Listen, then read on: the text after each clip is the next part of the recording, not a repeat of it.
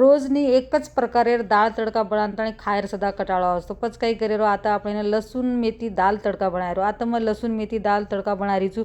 ओरे सारू मैं दाल शिजाड़न मेल दीनी, गॅस पर कढाई मेल दीनी, भरपूर तेल नाख दीनी, राई जीरो कढीपत्ता लसण आणि लाले मरचा सूके वेते वो मरचा नाख दीनी। लसण આપણે आता लाल चटक भूंजागी जेर बाद एक कांदा काटा नाख दीनी छू।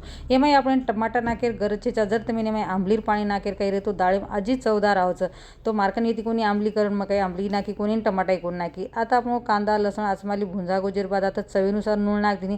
आबी एमां આપણે नाखेर छे मेथी, मेथी धो नाखी आणि बारीक काटली दीचू आणि दाळेमां मेथी नाखन ताणी खूबच खायन चवदार लागेच।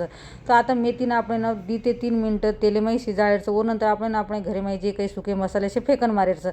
आता 1 चमचा लाल खोडी लेली, आधो चमचा हळद, आधो चमचा काळो मसालो, मन वाटो दाळ सरक कोण वेकेन परत मग आधो चमचा लाल खोडी नाख दीनी आणि आता धनिया पावडर नाख दीनी। अभी शे मसालो आपण 1 ते 2 मिनिट तेलेमां शिजाळेर छे।